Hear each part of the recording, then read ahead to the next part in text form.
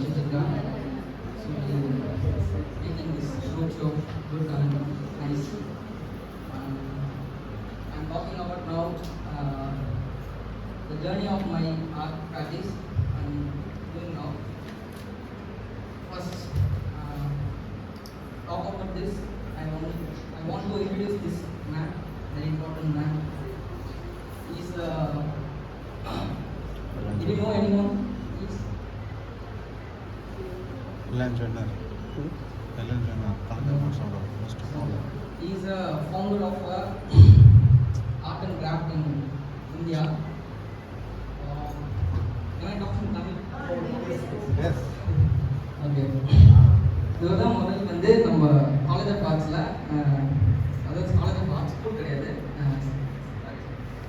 College கிடையாது, school. இவர் தான் வந்து ஃபஸ்ட்டு வந்து ஸ்கூலை தொடங்கினார். அதாவது 1850 இந்தியாவிலே ஃபஸ்ட்டு வந்து இவர் தான் வந்து காலேஜை வந்து ஸ்கூலை வந்து ஸ்டார்ட் பண்ணார். ஸோ இவர் வந்து ஒரு சர்ஜன். இவர் பேர் வந்து Alexander Hunter. So interested on drawings, painting. So இவர் என்ன பண்ணாருன்னா இங்கே இருக்க கிராஃப்ட்மேன் எல்லாரையும் ஊக்கப்படுத்துவதற்காக அவர் வந்து ட்ராயிங்ஸ், இங்கே இருக்க ட்ரெடிஷ்னல் ஆர்ட்டை வந்து எல்லாருக்கும் வந்து ஸ்கூலாக வந்து கன்வெர்ட் பண்ணி அவர் வந்து சொல்லிக் கொடுக்க ஆரம்பித்தார். ஸோ இதை நான் சொல்லணும்னு நினச்சேன். நிறைய பேருக்கு தெரியுமான்னு தெரியல. எங்களுக்கு யாருக்குமே தெரியாது. அதான் நீங்கள் ரொம்ப கம்ஃபர்டபுளாக இருக்கலாம். சுத்தமாக தெரியாது. சரி, அடுத்தது. ஸோ அமெரிக்காவில் எப்படி ஒயிட் ஹவுஸ் ஃபேமஸோ அதே மாதிரி காலேஜில் வந்து ஒயிட் ஹவுஸ் ரொம்ப ஃபேமஸ். இதில் வந்து நிறைய விசேஷமான விஷயம் இருக்கும். ஸோ இது நான் பண்ண ஒர்க் தான். ஸோ இதில் வந்து உள்ளே வந்து ஸ்டேட் கிளாஸ் ஒர்க் இருக்கும். அதெல்லாம் வந்து இப்போ யார் பண்ணுவாங்கன்னே தெரியாது. ஆனால் அது ரொம்ப எல்லாமே வந்து 150-100 இயர்ஸ் ஓல்டானது. ஸோ இந்த பில்டிங் இப்போ ரெனோவேஷனில் இருக்குது, போனீங்கன்னா பார்க்கலாம். ஸோ இது வந்து இன்னொரு மெயினான ஸ்பாட் இது எங்கள் காலேஜில். ஸோ எங்கள் காலேஜில் வந்து ராஜ்சந்திரி கேலரின்னு ஒரு கேலரி இருக்கும். அப்போது காலேஜ் சேர்ந்த புதுசுலேருந்தே எனக்கு பில்டிங் எனக்கு ரொம்ப பிடிக்கும், இந்த ஸ்பெசிஃபிக்கான பில்டிங். ஆனால் அது முடியிருந்து நான் ஃபைனல் இயர் படிக்கிற வரைக்கும். ஆனால் வந்து அதுக்கு ஒரு பெரிய விஷயம் என்னென்னா இந்த கேலரி, அதாவது இந்த கேலரி கட்டுறதுக்கு முன்னாடி ராஜ்சந்திரி வந்து இங்கே தான் வந்து, அதாவது ராஜ்சந்திரி யாருன்னா நம்ம எங்கள் காலேஜோட first principal, official principal TP Rajchandri. Marina பீச்சில் இருக்க உழைப்பாளர் செல்லாம் அவர் தான் பண்ணார். ஸோ இங்கே தான் அவர் வந்து ஒர்க் பண்ணுவார். அதுக்கப்புறமா அந்த இடத்துல வந்து கேலரி கட்டினாங்க. ஸோ காலேஜ் சேர்ந்த புதுசில் ஃபர்ஸ்ட் ஆஃப் ஆல் வந்து பெர்ஸ்பெக்டிவ் ட்ராயிங்ஸ் தான் வந்து கற்றுக்கணும், பெர்ஸ்பெக்டிவ் தான் வந்து பேசிக்ஸ் அப்படின்னு சொல்லுவாங்க. ஸோ இங்கே இருக்க நிறைய ஸ்டூடெண்ட்ஸ்க்கு அதை சொல்லணும்னு நினைக்கிறேன். ஸோ பெர்ஸ்பெக்டிவ் ட்ராயிங் வந்து ரொம்ப இம்பார்ட்டன்ட். ஸோ வந்து நீங்கள் அகாடமிக் இது வந்து அகாடமிக்கெலாம் நீங்கள் லேர்ன் பண்ணணும் அப்படின்னு நினச்சிங்கன்னா கண்டிப்பாக அதை கற்றுக்கணும். ஸோ அது வந்து ரொம்ப ஃபண்டமெண்டலான விஷயம். ஸோ அடுத்து இது வந்து அவர் தான் ராய் சௌத்ரி. நான் காலேஜ் ஃபைனல் இயர் படிக்கும்போது பெயிண்ட் பண்ணேன் காலேஜ் வாலில். அப்புறம் வந்து நான் காலேஜ் படிக்கும்போது வெறும் பெயிண்டிங்கோ இல்லை வந்து ஸ்கல்ப்சரோ, அதாவது வெறும் ஒரு மீடியம் இல்லை. நான் actually visual communication design.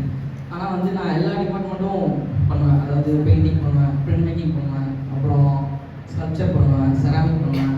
So அது வந்து எங்கள் காலேஜ் சேர்ந்ததுலேருந்தே நம்ம எல்லாத்தையும் வந்து எக்ஸ்ப்ளோர் பண்ணோம் அப்படிங்கிறதுக்காக கற்றுக்கிட்டது. ஸோ அந்த பெயிண்டிங் நான் காலேஜில் பண்ணது, அது பிரிண்ட் மேக்கிங், லித்தோகிராஃபி. அப்புறம் இது வந்து இன்னொரு எம்எஃப் படிக்கும்போது இந்த வாலில் ஒர்க் பண்ணது. அப்புறம் இது நான் தேர்ட் இயர் படிக்கும்போது ஒரு ஸ்கல்ப்சர். இந்த ஸ்கல்ப்சர் வந்து என் காலேஜில் நான் படிக்கும்போது, அதாவது ஒரு ஸ்கல்ப்சர் இருக்கும், அது வந்து எங்கள் காலேஜில் பிரின்சிபல் எக்ஸ்பிரின்சிபல் பண்ணது. அவரோட ஒரு போர்ட்ரேட் இருக்கும், அப்ட்ராக்டாக வாயை திறந்துருக்காங்க. அது பார்க்கும்போது எனக்கு ரொம்ப இன்ட்ரெஸ்டிங்காக இருக்கும். ஸோ அப்போ வந்து நான் லேர்னிங் பீரியடில் இருந்ததுனால என் ஃப்ரெண்டு ஒருத்தர் இந்த மாதிரி போஸ்ட் கொடுக்க சொல்லி நான் வந்து பண்ணது. இது வந்து என் காலேஜில் ரொம்ப ஃபேமஸான மாடல். நாங்கள் படிக்கும்போது ரொம்ப ரொம்ப ஃபேமஸ் ஆகுது. எப்படின்னா இப்போது இதுக்கு முன்னாடி மானஸ்னு ஒருத்தர் பேசினார், ஆர்டிஸ்ட்டு. அவரும் இவர் பெயிண்ட் பண்ணியிருப்பார். இது வந்து நான் பெயிண்டிங் டிபார்ட்மெண்ட் போய் பண்ணது. அதாவது எங்கள் காலேஜில் ஒரு ஹிஸ்ட்ரி இருக்கும். எப்படின்னா ஒரு டிபார்ட்மெண்ட் இன்னொரு டிபார்ட்மெண்ட் போகக்கூடாது. அப்புறம் வந்து இங்கே தான் இருக்கணும். செராமிக் பசங்கன்னா செராமிக் மட்டும் தான் பண்ணணும், ஸ்கல்ப்சர் பசங்க ஸ்கல்ப்சர். ஸோ நான் என்ன பண்ணேன், ஜெகத்துன்னு முன்னாடி பேசினார்ல, அவருக்கு கிளாஸுக்கு போயிட்டு கிளாஸ் நடந்துட்டு இருக்கும்போது நான் பாட்டு மாடல் வந்து பண்ண ஆரம்பிச்சிட்டேன். ஏன்னா டிஸ்கவுண்ட் வந்து மாடல்லாம் தர மாட்டாங்க. ஸோ நான் பாட்டு பண்ணேன். சாருக்கெல்லாம் எதுவும் கேட்கல. அதுக்கப்புறம் சார் வந்தார், என்னப்பா பண்ணுற, எந்த டிபார்ட்மெண்ட் பண்ணுறேன்? இல்லை சார் டிஸ்கவுண்ட். இங்கே என்னப்பா பண்ணுற, உனக்கு கிளாஸ் இல்லையா? இல்லை சார் வரையலாம் வந்தேன். சரி ஓகே பரவாயில்ல, நல்லா தான் பண்ணிடுங்க பெயிண்டிங் டிபார்ட்மெண்ட்டில். அதுக்கப்புறம் அப்படியே போயிட்டு இருந்தது.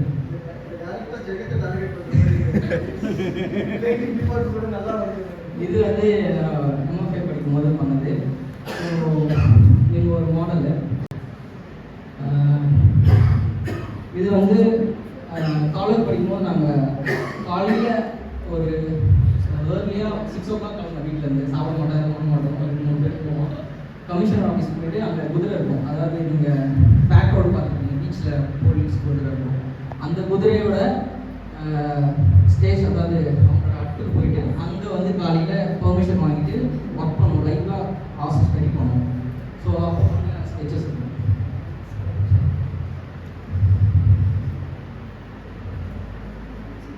இது வந்து பார்த்திங்கன்னா வெறும் ஸ்கெட்சஸும் அப்புறம் வந்து ஸ்கல்ப்சர்ஸும் இல்லாமல் எனக்கு அனிமேஷன் பண்ணுறது ரொம்ப பிடிக்கும். ஸோ அப்போ வந்து நான் ட்ரை பண்ணது. அதுக்கப்புறம் நான் காலேஜ் படிக்கும்போது அவ்வளோவா தனியாக ஒரு காம்போசிஷனாக பெயிண்டிங் பண்ணதே கிடையாது. அதாவது ஒரு சப்ஜெக்ட் சொல்லணும், இல்லை வந்து ஒரு மெசேஜ், இல்லை வந்து ஒரு பெயிண்டிங்கு அப்படி பண்ணதே கிடையாது. அதுக்கப்புறமா நான் காலேஜ் எம்எஃப்ஏ ஃபைனல் இயர் படிக்கும்போது சின்ன சின்ன பெயிண்டிங்ஸாக பண்ண ஆரம்பிச்ச ஸ்டேஜஸில் இது பண்ணேன் சார். அதுக்கப்புறமா ரொம்ப நாள் கழிச்சு நான் காலேஜெலாம் முடிச்சதுக்கப்புறம் நான் வேலைக்கு சேர்ந்தேன் ஃபினான்ஷியல் சுச்சுவேஷனால. அதுக்கப்புறமா இந்த பெயிண்டிங் பண்ணேன். இது வந்து இந்த டைட்டில் வந்து பார்த்தீங்கன்னா டெய்லி நைட். ஸோ இந்த பெயிண்டிங் எனக்கு ரொம்ப பிடிக்கும். ஆனால் யாருக்கும் தெரியாது. அது அப்படியே பசங்களாம் விளையாடி கொடுப்பாங்க. எதுக்கு பண்ணேன் ஏன் பண்ணேன்னு தெரியல. ஆனாலும் அது எனக்கு விஷுவலாக அது அப்படியே நான் ஸ்டார்ட் பண்ணேன். இந்த ஒரு அவுட்புட் வந்துச்சு. ஆனால் இந்த பெயிண்டிங் நிறைய பேர் சொல்லிடுறாங்க ரொம்ப பிடிக்கும் அப்படின்னு. அதனால தான் எனக்கு பிடிச்சிருக்கோன்னு தெரியல. இது வந்து இன்னொரு ஒர்க்கு. இது வந்து ஆஃப்டர் ஒர்க்ஸ் வந்து இதோட ஒர்க் வந்து டெய்லி நான் வேலைக்கு ஸ்டார்ட் பண்ண புதுசில் வீட்டுக்கு போகும்போது மட்டும் செம்ம வேகமாக போவோம். காலையில் ஆனால் போகும்போது செம்ம ஸ்லோவாக எழுந்து நல்லா போகிறோன்னு பார்த்துட்டு போவோம். ஆனால் வீட்டுக்கு போகும்போது வேகமாக கிளம்பி போவோம். அந்த ஹரிபரினஸ் வந்து நான் டெய்லி பார்க்குற இன்சிடென்ட் தான் இது. ஸோ அதை நான் என்னோட ஸ்டைல் ஆஃப் இதில் பண்ணது. ஸோ இது வந்து ஒரு சின்ன இன்சிடென்ட் நடந்தது ரீசெண்டாக லாக்டவுனுக்கு அப்புறம். ஆனால் இது விஷுவலாக ப்ரெசென்ட் பண்ண விதம் வந்து வேறு மாதிரி இருக்குது. என்னென்னா ஒரு ஹியூஜ் லே ஆஃப் நடந்தது எல்லா இடத்துலையும். அதாவது கார்ப்பரேட் வேர்ல்டில் ஃபுல்லாக வந்து எல்லாரையும் வேலையை விட்டு தூக்கிட்டாங்க. அப்போ என்னை சுற்றி இருக்க 2-3 பசங்களாம் வந்து ஐடியில் ஒர்க் பண்ணிட்டு இருந்தாங்க. அதாவது கிராஃபிக் டிசைனர், மோஷன் கிராஃபிக்ஸு, அப்புறம் வந்து 3D ஸ்கல்ப்டர், மாடல். அப்போ அவங்க எல்லோரும் வேலையை விட்டு வராங்க. அதாவது வேலை இல்லை, நீங்கள் போங்கப்பா அப்படின்னு சொல்கிறாங்க. அப்போ வந்து எனக்கு நம்ம பக்கத்துலேயே இந்த விஷயம் நடக்குது. எங்கேயோ கூகுள்லேருந்து எடுக்கிறேன்றாங்க, ஆப்பிள்லேருந்து எடுக்கிறேன்றாங்க. ஆனால் அதையும் தாண்டி நம்ம சுற்றி இருக்க ஆட்கள்லேருந்து அப்படியே ஒரு பெரிய ஒரு கார்ப்பரேட் வேலையிலேருந்து வெளில வந்துகிட்டே இருக்காங்க. ஸோ அந்த டைம் வந்து பண்ணது. ஸோ நான் பண்ண ஒரு வாட்டியும் நான் பெயிண்டிங் முன்னாடி வந்து உட்காந்து ஒர்க் பண்ணும்போது கலர் மாறிக்கிட்டே இருக்கும் பெயிண்டிங். நான் அப்படியே லேயர் வச்சுட்டே இருப்பேன். அது என்னோட ஒர்க்கிங் ப்ரெஷர் ஸ்ட்ரெஸ்ஸாலே என்னன்னு தெரியாது. அது வந்து இது இன்னும் எதாவது பண்ணணும்னு பண்ணிகிட்டே இருக்கேன். ஸோ என்னோடய ஒர்க்ஸ் எல்லாமே மோஸ்ட்லி வந்து பீப்புளை சார்ந்து இருக்கும். மேபி கொஞ்ச நாள் மாறணும், இல்லை மாறாமல் இருக்கலாம். ஆனால் வந்து அப்படி தான் ஒர்க்கிங் ஸ்டைல் இருக்கும். இதுக்கப்புறம் ரீசெண்டாக வந்து வானம் ஃபெஸ்டிவலில் வந்து ஒர்க் வச்சுருந்தேன். ஸோ இந்த ஒர்க் வந்து பார்த்திங்கன்னா ரொம்ப முக்கியமான ஒர்க்கு அப்படின்னு நான் நினைக்கிறேன். ஏன்னா இது வந்து இந்த பெயிண்டிங்கோட இன்ஸ்பிரேஷன் எதுன்னா, சம்திங் செஞ்சுரியில் ராஜர்னு ஒரு ஆர்டிஸ்ட் இருக்கார்.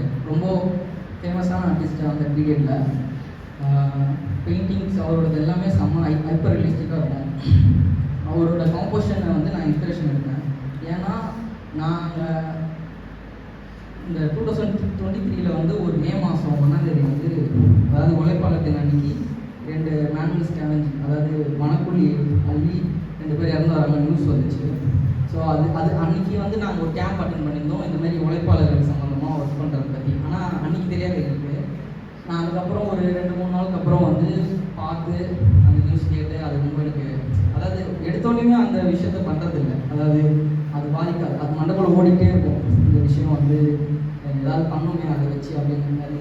அதுக்கப்புறமா இந்த ஒரு காம்போசிஷனை யோசிச்சேன். ஸோ அந்த அவர் பண்ண பெயிண்டிங், அந்த ராஜர் பண்ண பெயிண்டிங்கோட டைட்டில் வந்து பார்த்தீங்கன்னா த டிசென்ட் ஃப்ரம் த கிராஸ். சிலுவையிலேருந்து அவர் இறக்குவாங்க நீங்கள். இன்னொரு பெயிண்டிங், அந்த பெயிண்டிங்கில் கொஞ்சம் எக்ஸ்டென்ஷன் வரும் மேலே. நான் பண்ணது பார்த்தீங்கன்னா த அசென்ட் ஃப்ரம் த கிராஸ், அதாவது மலர்குடியிலேருந்து அவர் உள்ளேருந்து தூக்குவாங்க. ஸோ அதில் பார்த்தீங்கன்னா ரெண்டு பேர் இறந்தது. ஒன்றுத்தில் வந்து எல்லாருமே அந்த பெயிண்டிங்கில் பார்த்தீங்கன்னா கண்ணை மூடிட்டு இருப்பாங்க. அது எல்லாருமே சோகமாக இருக்காங்க. அந்த பையனுக்கு என்னாச்சுன்னு எதுவுமே தெரியல. அந்த பையன் மட்டும் கண்ணை திறந்துருப்பான். அவங்க அப்பாவை பார்க்குறான். என்ன நடக்குது, எதுக்காக, இது ஏன், எப்படி, ஏன் நைட்டு போயிருப்பார் அவங்க அப்பா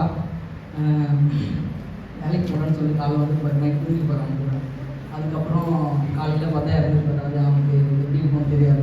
அதுக்கப்புறம் ஒரு சின்ன டீட்டெயில் ஆட் பண்ணியிருப்பாங்க அவங்கள. அவனோட பேக்கெட்டில் வந்து ஒரு ஏர் ஃபோர்ஸ் ராக்கெட் மாதிரி. அதே டைமில் இந்த இன்சிடென்ட் நடந்து ஒரு 3-4 மந்த்துக்கு அப்புறமா ஒரு, அதாவது நியூஸ் வருது இந்த மாதிரி வந்து 100 கோடி கவர்மெண்ட் வந்து ஒதுக்கிட்டாங்க மேனேஜ் கவர்மெண்ட் வந்து நடக்கணும் அப்படின்னு சொல்லிட்டு இந்தியா ஃபுல்லாக. அப்போது அதே டைமில் இந்தியன் ஃபோர்ஸ், ஏர் ஃபோர்ஸ், அதாவது டிஃபென்ஸ் ஃபோர்ஸ் வந்து என்ன பண்ணுறாங்கன்னா ஏதோ ஒரு ஏர் ஃபோர்ஸ் வாங்குறாங்க. எங்கே இருக்குன்னா அமெரிக்கா கிட்டேருந்து ஒரு பெரிய ஒரு ஏர் ஃபோர்ஸ் வாங்குறாங்க. அதோட மதிப்பு பார்த்திங்கன்னா 24,000 கோடி என்னமோ. ஸோ நம்ம வந்து எவ்வளோ டிஃபென்சிவாக நம்ம நாட்டை பார்த்துக்கிறோமோ அதே மாதிரி உள்ளே இருக்க மக்களையும் நம்ம பார்த்துக்கிறது ரொம்ப இம்பார்ட்டன்ட் அப்படின்ற ஒரு விஷயம் வந்து நான் பதிவு பண்ண நினைக்கிறேன். ஸோ அதை வந்து அந்த சின்ன ஒரு இண்டெக்ஸ்னால அதை இங்கே இது பண்ணியிருக்கேன். ஸோ இதுதான் அந்த இது வந்து கடைசியாக வந்தேன்.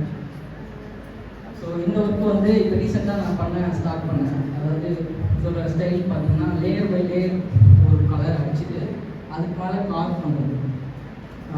ஸோ அதோட அந்த முன்னாடி வச்ச ஒர்க்கும் இந்த ஒர்க்கும் வந்து நான் வானம் ஃபெஸ்டிவல் வச்சுருந்தேன். ஸோ அதுக்கு முன்னாடி அதாவது அவங்க அப்பா ஃபேமிலியாக தூங்குறாரு, மறுநாள் வந்து ஸோ அது கனெக்டிவிட்டிக்காக அந்த மாதிரி 2 ஒர்க்கும் வச்சுருந்தேன். ஸோ இதுதான் என்னோட காலேஜ் வந்து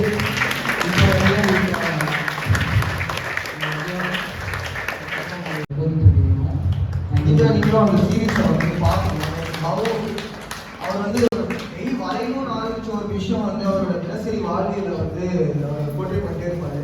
பிருத்திவிக்கு இந்த 200 வருஷத்துல வந்து ஒரு திருமணம் நடந்துச்சு, திருமண வாழ்க்கையில இருக்கா. ஸோ அந்த படம் வந்து எல்லாரும் வந்து ஜட்டப்படத்தையும் பேசுகிற ஒரு விஷயம் என்னன்னா ரொம்ப அழகா வந்து நம்மளோட இயல்பை வந்து படமாக்குறது வந்து நிறைய விஷயங்கள் பேசணும்னு அவசியம் இல்லை. பட் இமீடியட் இயல்பை வந்து அழகான ஒரு படமாக்குறது வந்து ஒரு மிகப்பெரிய ஜீனியஸ் ஐடியா நினைக்கிறேன். ஸோ அந்த மாதிரி பிருத்திவி வந்து சும்மா படுத்திருக்கிறது, தட்டில் சாப்பாடு இருக்கிறது, இல்லை சும்மா உட்காந்துருக்கிறது, அதையும் அவன் வந்து எழுதி வச்சிருப்பான். உறக்கம் இல்லை சாப்பாடு, திருமணம்னு கல்யாணம் ஆன நாள் அடுத்த நாள் ஒரு படம் போட்டிருந்தான். அதுக்கப்புறம் திருமண வாழ்க்கையை பற்றி ஒரு நாள் ஒரு படம் போட்டிருந்தான்.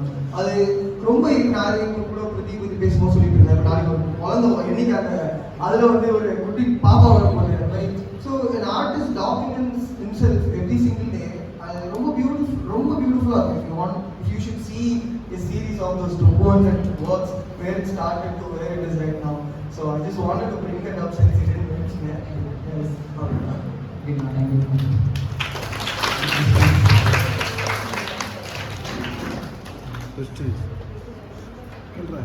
சும்மா சைன் போட மாட்டோம், டேட் தான் சைனாக போடுவோம். ஸோ அது போட்டதுக்கப்புறம் ஏதாவது ஆட் பண்ணணும்னு தோணும். அதுக்கப்புறம் வச்சு அப்படிதான் வந்து இந்த டிஜிட்டல் சேனல் போயிடுச்சு. ஆனால் பெயிண்டிங்கோட அதில் ஏற்படுது.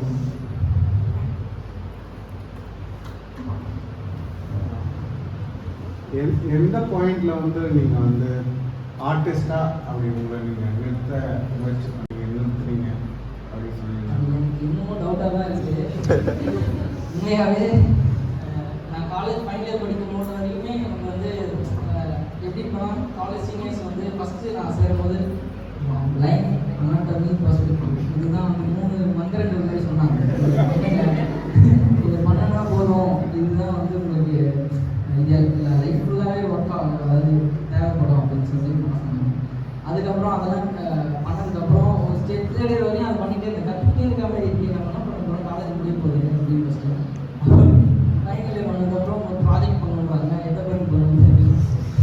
அதுக்கப்புறம் சரி நான் வந்து கொஞ்சம் அனிமேஷன்லாம் இன்ட்ரெஸ்டாக இருந்ததுனால சரி அனிமேஷன் ஒரு படம் பண்ணணும்னா அதுக்கு வந்து ஸ்டோரி போடணும் பேசிக்ஸு. ஸோ அதனால் ஸ்டோரி போட்டு தான் நம்ம பண்ணோம் அப்படின்னு சொல்லி ஸ்டோரி போர்டை சூஸ் பண்ணோம். அப்போ வரைக்கும் கூட நம்ம ஆர்ட் ஒர்க் பண்ணோமா ஆர்டிஸ்டாக தெரியாது. அதுக்கப்புறம் வந்து அது முடிச்சதுக்கப்புறம் மாஸ்டர் டிகிரி உடனே போட்டேன் லாக்டவுன் பீரியட். அதுக்கப்புறம் காலேஜ் முடிச்சுட்டு எல்லா ஆர்டிஸ்ட்டும் பார்க்கும்போது நிறைய ஷோக்ஸ் போவோம்.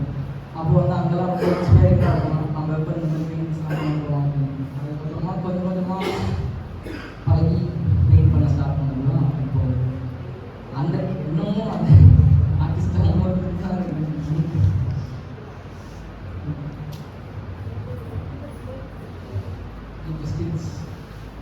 Thank you. Thanks for coming.